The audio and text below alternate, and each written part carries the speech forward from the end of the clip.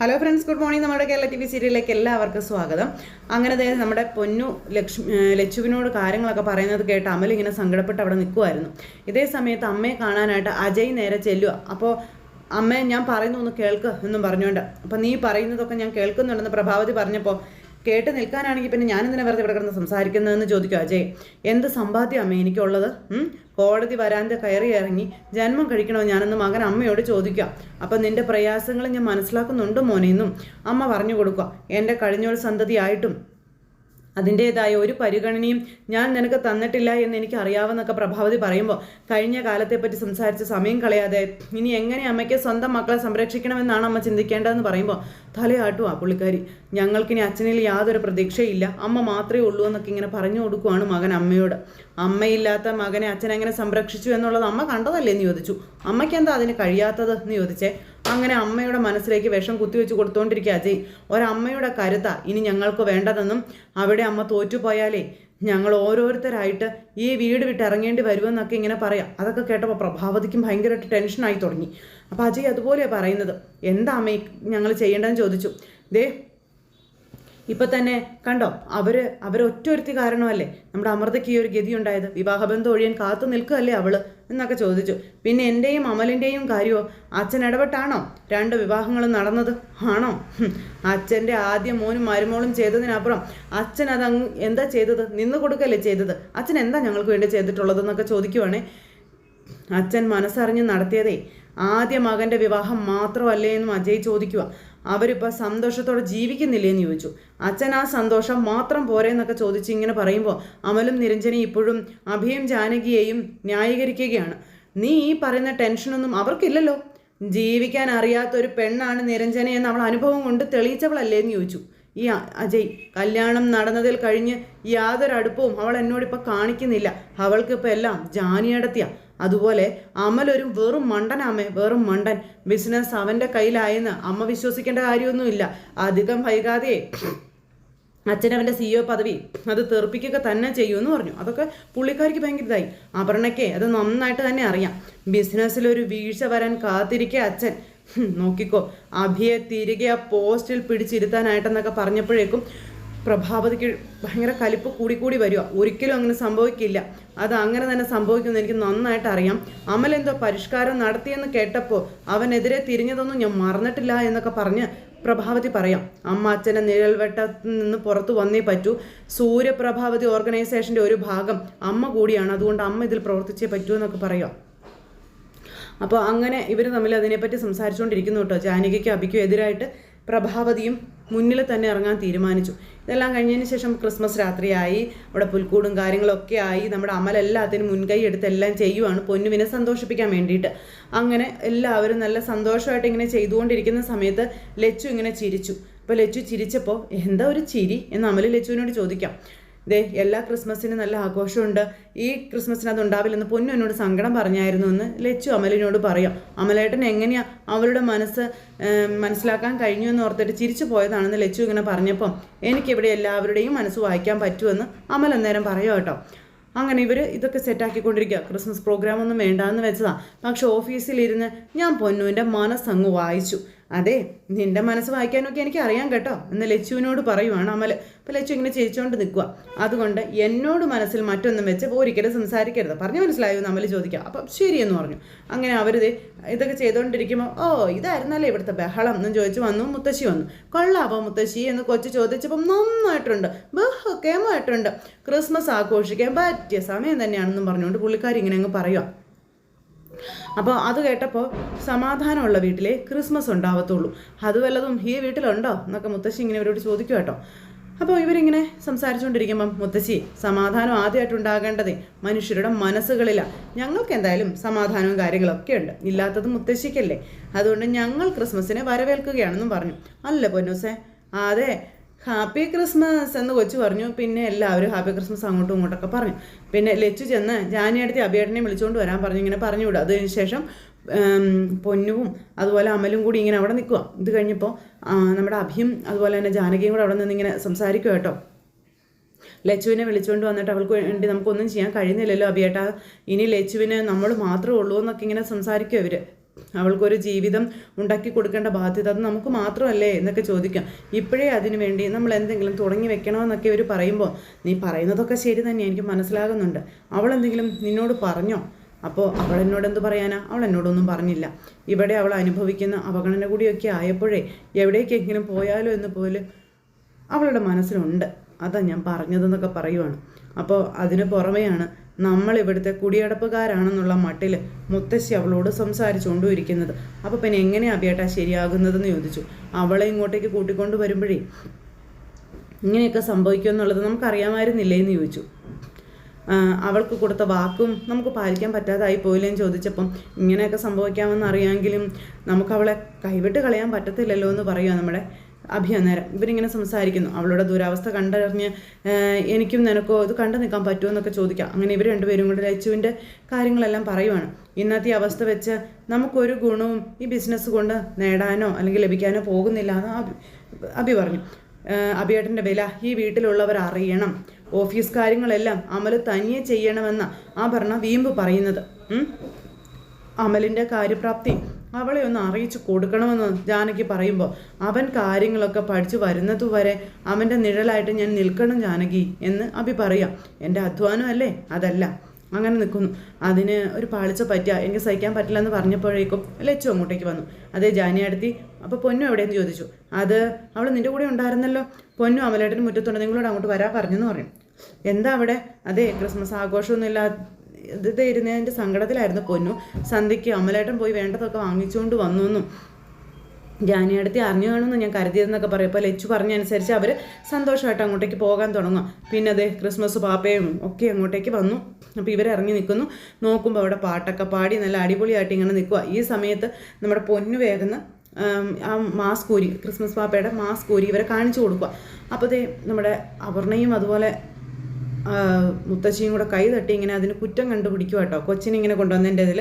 കുറച്ച് കഴിഞ്ഞപ്പോൾ ഇവർ നോക്കുമ്പോൾ നമ്മുടെ അമൽ ഇവരോട് പൈസയൊക്കെ ചോദിക്കുവാണ്. അതുപോലെ തന്നെ അമ്മേ എന്നും പറഞ്ഞു പൊന്നു ഇങ്ങനെ ലച്ചുവിൻ്റെയും ജാനകിയുടെ അടുത്തേക്ക് ചെന്നു. ആഹാ ഇത് പൊന്നുകുട്ടിയായിരുന്നു എന്ന് ജാനകി ചോദിച്ചു. അപ്പോഴേക്കും പറഞ്ഞുകൊണ്ട് നിൽക്കുക നമ്മുടെ അപർണ. മുത്തശ്ശിയും അതുപോലെ തന്നെ ആഹാ പൊന്നു ഞങ്ങളെ പറ്റിച്ചോ എന്ന് ലച്ചുവും ചോദിക്കുക. അപ്പോൾ ദേ നോക്കിക്കേ, ഇത് ആരാന്ന് നോക്കിക്കേ എന്ന് പറഞ്ഞപ്പോഴത്തേക്കും നമ്മുടെ അമൽ മുഖം മൂടി ഒരുന്നു. അപ്പോൾ ഒരു കമ്പനിയുടെ സിഒ ആണ് അത്ര, സിഒ ഒന്നേക്കുന്നില്ലെന്നും പറഞ്ഞ് ഇങ്ങനെ അപർണ ഓരോന്ന് പറയാം. ബഫോണെന്നും പറഞ്ഞ് അകത്തേക്ക് കയറിപ്പോയി. മുത്തശ്ശിയും എന്നും പറഞ്ഞ് അകത്തേക്ക് കയറിപ്പോയി. അങ്ങനെ അവർ കയറിപ്പോയി കഴിഞ്ഞപ്പോൾ ഉണ്ടാണെന്ന് പറഞ്ഞ് മുത്തശ്ശി ഇങ്ങനെ നിൽക്കുന്നു. ഇടത്തേക്ക് പൊന്നുവിന് മനസ്സിലായോ എന്ന് അമൽ ചോദിച്ചപ്പം പിന്നെ ഞങ്ങളുടെ മോളെ കണ്ടാൽ ഞങ്ങൾക്ക് അറിയില്ലെന്ന് ചോദിച്ചുകൊണ്ട് ഇങ്ങനെ ജാനകി അവിടെ നിൽക്കുമ്പോൾ അപർണ അവിടെ മുറിയിൽ ഭയങ്കര കലിപ്പിൽ ഇങ്ങനെ ഇരിക്കും കേട്ടോ. കലിപ്പെന്ന് പറഞ്ഞാൽ ഭയങ്കര കലിപ്പ്. അപ്പോഴാണ് അമൽ റൂമിലേക്ക് കയറി ചെല്ലുന്നത്. നീ വന്നാ ഈ കോളനിയിലെ വീടുകൾ മുഴുവൻ കയറി ഇറങ്ങിയിട്ട് പോന്നാൽ പോരായിരുന്നോ നിനക്ക് എന്ന് ചോദിച്ചപ്പോൾ അത് നല്ലൊരു ഐഡിയ ആയിരുന്നു, ഇതൊക്കെ നേരത്തെ പറഞ്ഞു തരണ്ടേ നമ്മൾ അന്നേരം ചോദിക്കാം. രാത്രി ഒന്ന് ഉറക്കം ഒഴിഞ്ഞിരുന്നെങ്കിൽ രാത്രി ഒരു 10,000 രൂപ ഉണ്ടാക്കായിരുന്നു എന്ന് പറഞ്ഞു. എടാ നിന്നെ ഞാൻ എന്താടാ വിളിക്കേണ്ടത്? കോമാളിയെന്നോ ബഫോണെന്നോ ജോക്കറെന്നോ എന്താ വിളിക്കേണ്ടത്? എന്ത് നിന്നെ വിളിക്കേണ്ടത് എനിക്ക് അറിയില്ലെന്നൊക്കെ പറഞ്ഞ് ഇങ്ങനെ പറയുമ്പം ഇതൊക്കെ നീ എന്നെ വിളിച്ചുകൊണ്ടിരിക്കുന്ന കാര്യമല്ലേ, എനിക്കറിയാം ഞാൻ ആരാണെന്ന്.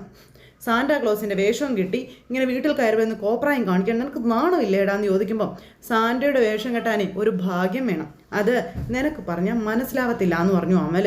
നീ ഒരു വലിയ കമ്പനിയുടെ സിഇഒ ആണെന്നുള്ള കാര്യം ഓർക്കാതെ പോയല്ലോ എന്ന് അപർണ പറഞ്ഞപ്പോൾ ഓഫീസിൽ മാത്രമേ ഞാൻ സിഇഒ ആവേണ്ട ആവശ്യമുള്ളൂ, എൻ്റെ സ്വകാര്യ ജീവിതം ഞാൻ ഇഷ്ടപ്പെടുന്നത് പോലെ ജീവിക്കുമെന്ന് അമൽ. അതിലിടപെടാൻ നിനക്കെന്ത് അവകാശം ഉള്ളതെന്ന് ചോദിച്ചു അമൽ. ലീഗലായൊരു ബന്ധം മാത്രമേ നമ്മൾ തമ്മിലുള്ളൂ എന്നും എന്നിട്ടും നീ എന്നെ കോമാളിയെന്നും ബഫൂണെന്നും വിളിച്ചൊക്കെ ആക്ഷേപിച്ചു. തിരിച്ച് ഞാൻ പറഞ്ഞാലേ നീ താങ്ങിയെന്ന് വരത്തില്ല എന്നും പറഞ്ഞുകൊണ്ട് നമ്മുടെ അമൽ പറയാം. ഈ വീട്ടിലൊരു സമാധാന അന്തരീക്ഷം ഉണ്ടാക്കാനാണ് ഞാൻ ശ്രമിക്കുന്നതെന്നും അതിനുവേണ്ടി തന്നെയാണ് ഞാൻ ഈ ക്രിസ്മസ് ആഘോഷിക്കുന്നതെന്നും അമൽ പറയുക കേട്ടോ. അപ്പോൾ അപർണയ്ക്ക് ഇഷ്ടപ്പെട്ടില്ല. ഞാൻ പ്രശ്നങ്ങൾ അലിയിച്ച് കളയാൻ ഓരോന്ന് നോക്കുമ്പോൾ നീ പുതിയ പ്രശ്നങ്ങൾ ഉണ്ടാക്കിക്കൊണ്ട് വരികയാണെന്ന് എനിക്കറിയാം. ഈ നല്ല ദിവസത്തെ സാക്ഷി നിർത്തി ഞാൻ പറയുക, ഇനി നിന്നെ ചേർത്ത് ഈ വീട്ടിലൊരു പ്രശ്നവും ഞാൻ കേൾക്കാൻ പാടില്ല എന്ന് ഈ വേഷത്തിൽ തന്നെ വന്ന് നിന്നോട് അങ്ങനെ പറയണമെന്ന് എനിക്കങ്ങ് തോന്നിയെന്ന് പറഞ്ഞ് നമ്മുടെ അമൽ അങ്ങോട്ടേക്ക് പോകണം. അതും അപർണയെന്ന് പറയുന്ന അഹങ്കാരിയുടെ മുഖത്ത് നോക്കി ഒരു കടുത്ത തീരുമാനം തന്നെ നമ്മുടെ അമൽ അങ്ങ് എടുക്കുകയും ചെയ്തു. അമൽ അത് പറഞ്ഞിട്ട് പോയത് അപർണയ്ക്കൊട്ട് ഇഷ്ടപ്പെട്ടില്ല. ഇങ്ങനെ നോക്കി നിൽക്കുക. ഈ കുടുംബം തച്ചുടയ്ക്കാതെ ജാനകിയെ ഇവിടെ നിന്ന് പടിയിറക്കാതെ ഈ അപർണയുടെ മനസ്സ് ഒതുങ്ങില്ലെന്നും പറഞ്ഞുകൊണ്ട് അപർണ അവിടെ അങ്ങനെ നിൽക്കുക. ഇത് കഴിഞ്ഞതിന് ശേഷം പിന്നെ കാണിക്കുന്ന ലച്ചുവിനെ ആട്ടോ. ലച്ചു ഇങ്ങനെ വിഷമിച്ച് അവിടെ അങ്ങനെ ഇരുന്ന് കരയുക. അപ്പോൾ ലച്ചു ഭയങ്കരമായിട്ട് സങ്കടപ്പെടുന്നു. കരഞ്ഞുകൊണ്ടിരിക്കുന്ന ലച്ചുവിൻ്റെ അടുത്തേക്ക് അമൃത വന്നു. അയ്യോ ലച്ചു കരയാണോ, എന്തു പറ്റി ലച്ചു എന്ന് അമൃത ചോദിച്ചു കേട്ടോ. അപ്പോൾ അമ്മ മരിച്ചതോടെ അച്ഛൻ എന്നെ ഉപേക്ഷിച്ച് പോയതല്ലേ ഏട്ടത്തി എന്ന് ലച്ചു ഇങ്ങനെ പറയുവാണ്. പിന്നെ മുത്തശ്ശി കിടപ്പിലുമായി. അപ്പം എങ്ങനെ പഠിപ്പ് തുടരാനാണെന്നൊക്കെ ചോദിച്ചുകൊണ്ട് ഇങ്ങനെ ഇരിക്കുന്നു. സ്കൂളിൽ നിന്ന് ടീച്ചർമാരൊക്കെ വന്ന് പറഞ്ഞതാ എന്നെ പഠിക്കാൻ വിടാനായിട്ട്. പക്ഷേ ഞാൻ പഠിക്കാൻ പോയിട്ടുണ്ടെങ്കിൽ മുത്തശ്ശിയെ നോക്കാൻ ആരുമില്ല എന്നൊക്കെ പറഞ്ഞിങ്ങനെ നമ്മുടെ ലച്ചു ഇങ്ങനെ അമൃതയോട് ഓരോന്ന് പറഞ്ഞ് കരഞ്ഞുകൊണ്ടിരിക്കുമ്പോഴത്തേക്കും അമൃതയൊന്നും വിളിച്ചുകൊണ്ട് ദേ വരുന്നു നമ്മുടെ മുത്തശ്ശി. നീ എന്തിനാടി ഇവളെ പിടിച്ചിരുത്തി സംസാരിക്കുന്നതെന്ന് ചോദിച്ചു. കാൺവെട്ടത്തു നിന്ന് തന്നെ മാകറ്റി നിർത്തിയേക്ക് ഇവിടെ ആശ്രീകരം എന്നൊക്കെ പറഞ്ഞപ്പോൾ മുത്തശ്ശി ഇങ്ങനെ ഒന്നും സംസാരിക്കരുതെന്ന് പറഞ്ഞു അമൃത. മുത്തശ്ശിയുടെ അനിയത്തി ഒരുത്തിയുടെ ഒരാളുടെ കൂടെ പോയെന്ന് കരുതി ഇവൾ എന്ത് തെറ്റാ ചെയ്തേ? ഇവളൊരു മനുഷ്യജന്മം അല്ലേ എന്ന് ചോദിച്ചു. അപ്പോൾ എന്ത് ജന്മമാണെങ്കിലും കുലദ്രോഹിയുടെ പേരക്കുട്ടിയല്ലേ ഇവള്. ഞങ്ങൾ കുടുംബക്കാരൊന്നടങ്കം അന്ന് അനുഭവിച്ച വേദന അടുത്ത ജന്മത്തിൽ പോലും ഞാൻ മറക്കില്ല എന്നും പറഞ്ഞുകൊണ്ട് ഇങ്ങനെ ഈ മുത്തശ്ശി പറയുമോ. അങ്ങനെയാണെങ്കിൽ അച്ഛൻ ചെയ്ത തെറ്റ് എങ്ങനെയാ മുത്തശ്ശി അംഗീകരിക്കുന്നതെന്ന് ചോദിച്ചു. എന്നും പറഞ്ഞുകൊണ്ട് നിൽക്കുക മുത്തശ്ശി. അന്നേരം ഒരു പാവപ്പെട്ട കുടുംബത്തിലെ പെൺകുട്ടിയല്ലേ രഹസ്യമായിട്ട് അച്ഛൻ ആദ്യം വിവാഹം കഴിച്ചത് അല്ലേന്ന് ചോദിച്ചു അമൃത. എന്നിട്ട് അച്ഛനെ എന്താ അന്ന് മുത്തശ്ശി പടിക്ക് പുറത്താക്കാതിരുന്നത്? അതുകൂടി ഒന്ന് മുത്തശ്ശി പറഞ്ഞു തന്നേ. അവനൊരാണാണടി, മാത്രമല്ല ആ പെണ്ണ് പ്രസവത്തിൽ മരിച്ചും പോയില്ലേന്ന് ചോദിച്ചു. അപ്പോൾ ആണുങ്ങൾക്ക് എന്തും ആവാം, പെണ്ണുങ്ങൾക്കൊന്നും ആയിക്കൂടാ അല്ലേ എന്ന് ചോദിച്ചു അമൃത. പക്ഷെ സൂര്യ അന്ന് അവളെയും കൊണ്ട് ഈ വീട്ടിലേക്ക് വന്ന് കയറിയിരുന്നെങ്കിലേ ഞാൻ ഈ വീടിൻ്റെ പടി ചവിട്ടിക്കില്ലായിരുന്നു, അതിലൊരു സംശയവും നിനക്ക് വേണ്ട എന്ന് മുത്തശ്ശി. 10 എന്നല്ലേ ചൊല്ല്. അവൻ്റെ അമ്മയുടെ സ്വഭാവമാണ് അഭി കാണിക്കുന്നതെന്ന് പറഞ്ഞു. പിന്നെ അവൻ്റെ ഭാര്യ ആയവളുടെ കാര്യമോ കെട്ടിക്കൊണ്ട് വന്ന പെണ്ണിൻ്റെ തറവാട് ചോദിച്ച അവൾക്ക് പറയാനൊരു പേരുണ്ട്, കാരുണ്യദീപം ഓർഫനേജ്. അതല്ലാതെ എന്താ ഉള്ളതെന്ന് ചോദിച്ചപ്പം അപ്പോഴും മകൻ അച്ഛൻ്റെ ഗുണം കിട്ടിയതെന്ന് ഒരിക്കലും പറയില്ലല്ലേന്ന് ചോദിച്ചു. അപ്പോൾ നീ എന്നെ കുറ്റപ്പെടുത്തിക്കൊണ്ട് നിന്നു, വെറുതെ അല്ലടി നിന്റെ കെട്ടിയോ കണ്ട പെണ്ണുങ്ങളുടെ പിന്നാലെ പോകുന്നതെന്ന് പറഞ്ഞ് അമൃതയെ ഇങ്ങനെ വേദനിപ്പിക്കുക ഈ മുത്തശ്ശി. ഒരു കാലത്തും നിനക്ക് നല്ലൊരു ജീവിതം ഉണ്ടാകാനും പോകുന്നില്ലെന്ന് പറഞ്ഞ് പ്രാഗിയിട്ട് അവിടെ നിന്ന് മുത്തശ്ശി അങ്ങ് പോയി. അത് പറഞ്ഞ് മുത്തശ്ശി അങ്ങ് പോയി കഴിഞ്ഞപ്പോൾ നമ്മുടെ അമൃതയ്ക്ക് അത് വല്ലാണ്ട് അങ്ങ് ഫീൽ ചെയ്തു. ഞാൻ കാരണം അമൃതയെടുത്തേക്കും ചീത്തവിളി കേട്ടല്ലോ എന്ന് പറഞ്ഞു ലച്ചു. അതൊന്നും സാരമില്ല, എനിക്കൊന്നും പ്രശ്നമല്ല. നിന്നെ മുത്തശ്ശി നന്നായി ദ്രോഹിക്കുന്നുണ്ടെന്നൊക്കെ എനിക്ക് നന്നായിട്ട് അറിയാം. അഭിയേട്ടനോട് പറഞ്ഞ് നിന്റെ പഠിത്തത്തിൻ്റെ കാര്യം പെട്ടെന്ന് ശരിയാക്കാൻ പറയണം കേട്ടോ എന്ന് പറഞ്ഞു. സ്വസ്ഥമായിട്ട് ജീവിച്ച് പോകാനേ ഒരിക്കലും മുത്തശ്ശി ഒന്നും സമ്മതിക്കില്ല ലച്ചു എന്ന് അമൃത ഇങ്ങനെ പറയാം. ജോലിയും പഠിപ്പും ഒന്നും ഇല്ലെങ്കിലേ ഇതുപോലൊക്കെ തന്നെ വരും കേട്ടോ. കല്യാണം കഴിയുന്നത് വരെ ഉള്ളൂ അവളുടെ ജീവിതത്തിൽ അല്ലെങ്കിൽ അവളുടെ വീട്ടിലെ അവളുടെ വില. അത് കഴിയുമ്പോൾ അതൊക്കെ മാറും. അതുകൊണ്ട് നീ പഠിച്ചൊരു ജോലി നേടാനാണ് നോക്കേണ്ടത് കേട്ടോ എന്ന് പറഞ്ഞ് ലച്ചുവിനോട് അമൃത ഈ സത്യങ്ങളൊക്കെ പറഞ്ഞു കൊടുക്കുക. അങ്ങനെ ഇവർ പറഞ്ഞ് അങ്ങനെ ലച്ചുവിനെ സമാധാനിപ്പിച്ചിട്ട് അമൃത അവിടെ നിന്ന് പോയി. അത് കഴിഞ്ഞ് പിന്നെ നമ്മുടെ അബി ഇങ്ങനെ അവിടെ ഇരുന്ന് എന്തൊക്കെയോ ചെയ്തുകൊണ്ടിരിക്കുക. അപ്പോഴേക്കും നമ്മുടെ പൊന്നു അങ്ങോട്ടേക്ക് വന്നു കേട്ടോ. പൊന്നു അങ്ങോട്ടേക്ക് വന്നിട്ട് അച്ഛാ നമ്മളെ എങ്ങോട്ടോ പറഞ്ഞു വിടുമെന്ന് മുത്തശ്ശി പറഞ്ഞു എന്ന് പറയുക. അപ്പോൾ അത് കേട്ട് അബി ഇങ്ങനെ നോക്കുക. പൊന്നുവിനും മൂന്നാറിൽ നിന്ന് കേൾക്കുമ്പോൾ തന്നെ പേടി അച്ഛാ എന്ന് പൊന്നു ഇങ്ങനെ പറഞ്ഞു കേട്ടോ. അത് കേട്ടാണ് ജാനകി അങ്ങോട്ടേക്ക് വരുന്നത്. അപ്പം നമ്മളുടെ വീട് വിട്ട് എവിടെ പോകാനാടാ? അന്ന് നമ്മളെല്ലാവരും കൂടി ഒരു ട്രിപ്പ് പോയതല്ലായിരുന്നോ? അതൊക്കെ പോട്ടെ, എപ്പോഴാ മുത്തശ്ശി മോളോട് ഇതൊക്കെ പറഞ്ഞതെന്ന് ചോദിച്ചു. കുറച്ച് മുമ്പാണ് പറഞ്ഞത്. പിന്നെ നമ്മുടെ വീട് ഇതല്ല, പിന്നെ മൂന്നാറിലാണെന്ന് ആ മുത്തശ്ശി പറഞ്ഞതെന്ന് പൊന്നു ഇങ്ങനെ പറയാം. അത് കേട്ടപ്പം എന്നും പറഞ്ഞ് അഭി ഇരിക്കുന്നു. ഇതൊക്കെ കേട്ട് ജാനകിക്ക് ഭയങ്കര വിഷമമായി. ഇവിടെ നിൽക്കാതെ മൂന്നാറിലേക്ക് പോകാൻ മുത്തശ്ശി എന്നോട് പറഞ്ഞുകൊണ്ടിരിക്കുക അച്ഛാ എന്നിങ്ങനെ കൊച്ചു പറയുക കേട്ടോ. നമ്മൾ പോയാൽ നമ്മളെന്തിനാ ഇങ്ങനെയൊക്കെ ചെയ്യുന്നേ? നമ്മൾ പോയതെന്താ നമ്മുടെ വീട്ടിലാണോ? ആ വീട് പൊന്നുവിന് പേടിയാ അച്ഛാ എന്നൊക്കെ ഇങ്ങനെ കൊച്ചു പറയൂ കേട്ടോ. ഇതൊക്കെ കേട്ട് അഭി ഒന്നും മിണ്ടാതിരിക്കാം. പൊന്നുവിനെ അവിടെ നിന്നല്ലേ പിടിച്ചുകൊണ്ട് പോയത് എന്നൊക്കെ ഇങ്ങനെ പൊന്നു ഇങ്ങനെ ചോദിച്ചു. അപ്പോൾ ആ സമയത്ത് ജാനകി ഇതെല്ലാം കേട്ടോണ്ട് നിൽക്കുക. നമുക്ക് അങ്ങോട്ട് പോകണ്ട അച്ഛാ, എനിക്ക് അവിടെ ഇഷ്ടമല്ല അച്ഛാ എന്നൊക്കെ കൊച്ചു പറയുന്നതെല്ലാം ജാനകി കേൾക്കുമല്ലേ. അതെ, അതൊരു റിസോർട്ടാന്ന് പറഞ്ഞു. അപ്പോൾ അച്ഛൻ എന്നെ പറ്റിക്കാൻ പറയുന്നതാണോ എന്ന് ചോദിച്ചു. ഇല്ല, അത് നമ്മുടെ വീട് തന്നെ, എനിക്കറിയാം, മുത്തശ്ശി എന്നോട് പറഞ്ഞല്ലോ. പൊന്നുവിനോട് അച്ഛമ്മ ഇപ്പം മിണ്ടുന്നില്ല എന്നൊക്കെ ഇങ്ങനെ പറഞ്ഞു കേട്ടോ. ചിരിച്ചത് പോലും ഇല്ല. അച്ഛമ്മ എന്താ പൊന്നുവിനോട് അങ്ങനെ ചെയ്യുന്നതെന്നൊക്കെ ചോദിച്ചു. കുറേ നേരം പൊന്നു അവിടെയൊക്കെ ഇങ്ങനെ നിന്നിട്ട് ഇങ്ങ് പോന്നു എന്ന് പറഞ്ഞു. അപ്പോൾ ഇത് കേട്ടപ്പോൾ ജാനകിക്ക് സങ്കടം വന്നു. ജാനകി കരയുക. മുത്തശ്ശി വന്നേ പുറത്ത് ഇറങ്ങി പോകാൻ എന്നോട് പറഞ്ഞു എന്നും പറഞ്ഞു. അപ്പോൾ അതൊക്കെ കേട്ട് കഴിഞ്ഞപ്പോൾ ഭയങ്കരമായിട്ട് സങ്കടം വന്നു ജാനകിക്കും അഭിക്കും. കാരണം സ്വന്തം കുഞ്ഞിനോട് അവരങ്ങനെയൊക്കെ കാണിച്ചതിൻ്റെ ആ ഒരു വേദന. അങ്ങനെ അവരിങ്ങനെ നിൽക്കുന്നു. ആ ഒരു സിറ്റുവേഷനിൽ ഇന്നത്തെ കഥ അവസാനിച്ചു. അപ്പോൾ എല്ലാവരും കാത്തിരുന്ന് കാണണേ. എല്ലാവർക്കും നന്ദി.